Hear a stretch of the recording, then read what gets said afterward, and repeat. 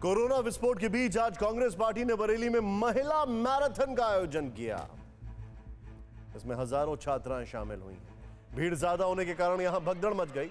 कई छात्राएं दब गईं, बच्चों के जूते चप्पल सड़क पर बिखर गए और चीख पुकार मच गई। इस वीडियो के सामने आने के बाद कांग्रेस पर सवाल उठने लगा है, जिस पर कांग्रेस नेता सुप्रिया ऐरन ने बेतुका बयान दिया। सुप्रिया ने कहा कि जब वैष्णो देवी में भगदड़ मच सकती है तो ये तो बच्चियां हैं, ये इंसानी फितरत होती है। मतलब कांग्रेस ने इसे लापरवाही के बजाय इंसानी फितरत बता दिया। देखें जरा।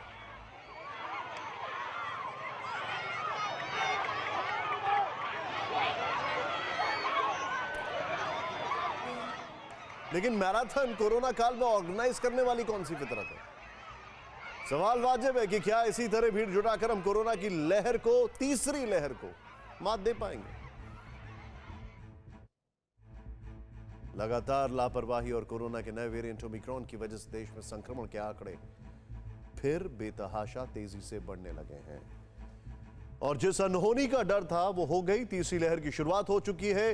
कोविड टास्क फोर्स के चीफ डॉक्टर एन.के. अरोड़ा ने कहा है कि भारत में तीसरी लहर आ चुकी है। नया वेरिएंट इसमें सबसे ज्यादा हावी है और ये ओमिक्रॉन ही है।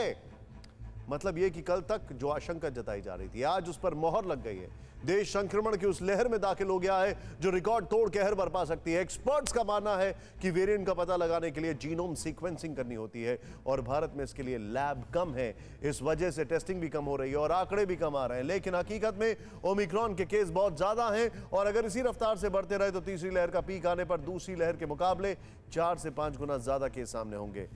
दूसरी लहर के पीक के दौरान भारत में हर रोज 4 लाख के करीब नए केस आ रहे थे। इनमें से करीब 25,000 को हॉस्पिटल में एडमिट करना पड़ा था। लेकिन ओमिक्रॉन को डेल्टा से 5 गुना तक ज्यादा खतरनाक बताया जा रहा है। इस हिसाब से ओमिक्रॉन की वजह से रोजाना 16 से 20 लाख तक नए केस आ सकते हैं और इनमें से 40 से 60 हजार को हॉस्पिटलाइज करना होगा। अब आप सोचिए, दूसरी लहर के पीक में जब डेली 4 लाख केस थे, उनमें से 25,000 लोगों को डेली हॉस्पिटलाइजेशन की जरूरत पड़ी थी। तब आपने स्वास्थ्य सुविधाओं का हाल देखा था।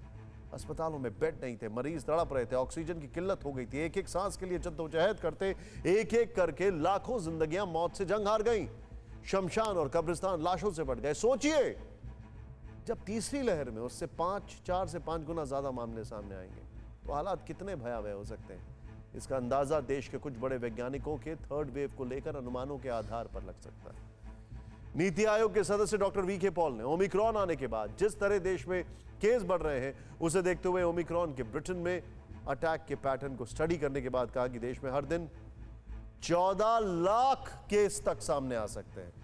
आईसीएमआर के पूर्व head scientist of epidemiology and communicable diseases doctor Raman Gangakhedkar ने कहा कि थर्ड वेव का पीक इसी महीने के अंत तक आ जाएगा, जिसमें दूसरी लहर के सारे रिकॉर्ड टूट जाएंगे। पहली और दूसरी लहर में अपने मैथमेटिकल मॉडल के आधार पर काफी सटीक भविष्यवाणी करने वाले आईआईटी कानपुर के प्रोफेसर मणिंद्र अग्रवाल के मुताबिक 3 फरवरी को तीसरी लहर के केस पीक पर होंगे और फरवरी आते आते डेली 2 लाख केस आने शुरू हो सकते हैं।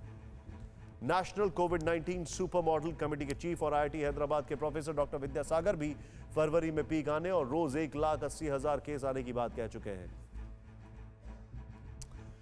सोचिए हम कहां जा रहे हैं। यह पीक होगी और अगर इस पीक में भगवान न करे 1% भी फेटालिटी होती तो फिर क्या आंकड़े होंगे? क्या अभी भी चुनाव आयोग सोच रहा है चुनाव कराने की?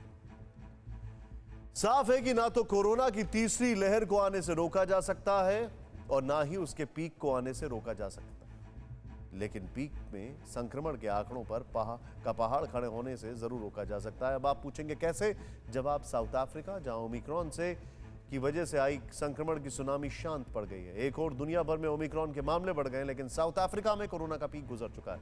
सवाल उठता है कि अफ्रीका में इतनी जल्दी ओमिक्रॉन को कैसे मात दी गई और हिंदुस्तान को क्या सीखने की जरूरत है? इस रिपोर्ट में देखें।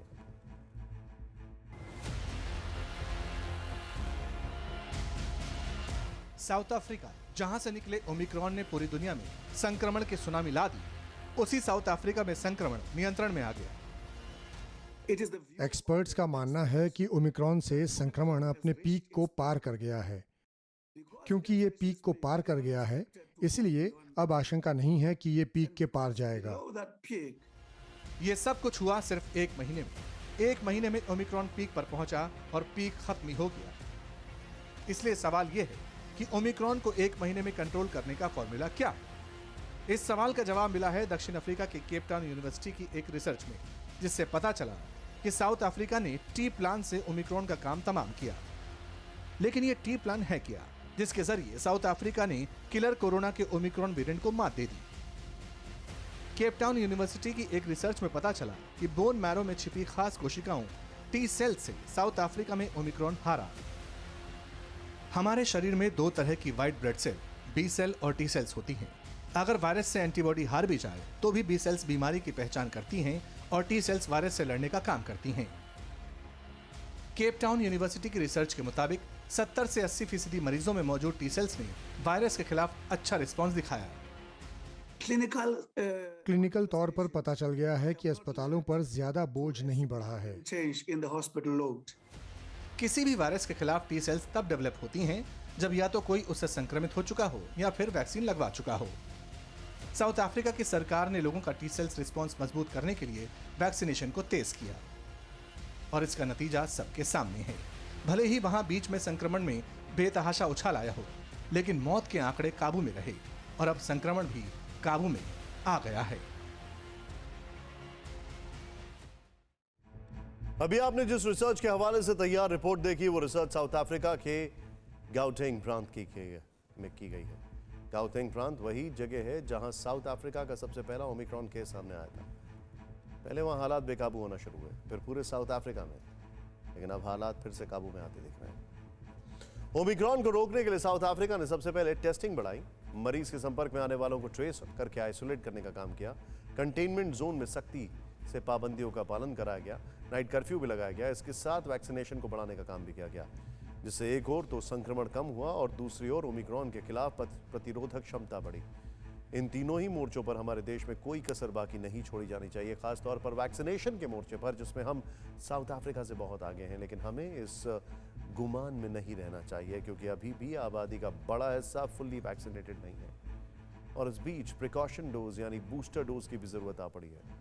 इसीलिए बूस्टर डोज के साथ जल्द से जल्द सबको वैक्सीनेट करने की बहुत आवश्यकता है। दरअसल साउथ अफ्रीका में ओमिक्रॉन के हारने के पीछे जिन टी सेल्स का बहुत अहम रोल रहा है, वो वैक्सीन लगने के बाद एक्टिव होती हैं, लेकिन कई बार इन टी सेल्स की वायरस को पहचानने की शक्ति कमजोर पड़ने लगती है। ऐसे में टी सेल्स को मजबूत करने के लिए वैक्सीन की दूसरी डोज या बूस्टर डोज देने की जरूरत पड़ती है। साउथ अफ्रीका ने तो ओमिक्रॉन पर काबू पा लिया है, लेकिन दुनिया के दूसरे मुल्कों में ओमिक्रॉन खतरनाक स्पीड से बढ़ रहा है। अमेरिका में एक दिन में कोरोना के 10 लाख से ज्यादा केस सामने आ गए। पहले के मुकाबले अब 3 गुना ज्यादा केस डिटेक्ट हो रहे हैं। एक बड़ा डेवलपमेंट चीन में हुआ है। चीन ने 12 लाख की आबादी वाले एक शहर में पूरा लॉकडाउन लगा दिया, और वो भी सिर्फ 3 मरीजों में कोरोना मिलने के बाद। सोचें आप, ऑस्ट्रेलिया में कोरोना का रिकॉर्ड टूटा। एक दिन में 47,799 नए केस सामने आए हैं। हॉस्पिटल्स में 1344 पेशेंट्स भर्ती हैं। ब्रिटेन में 1,57,000 से ज्यादा नए मामले सामने आए हैं। अस्पताल में ज्यादातर वो मरीज पहुंच रहे हैं जिन्होंने वैक्सीन नहीं लगवाई है, और अब ये लोग कह रहे हैं कि उनसे गलती हो गई। ऐसी गलती कोई ना करे, सब वैक्सीन लगवाएं। जब आप दुनिया से चले जाएंगे तो आपका परिवार टूट जाएगा। तब आप मुड़कर ये नहीं कह पाएंगे कि काश मैंने वैक्सीन ली होती।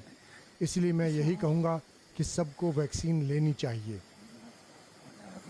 अड़ी सोमवार से शुक्रवार शाम 6 बजे सिर्फ TV9 भारतवर्ष पर।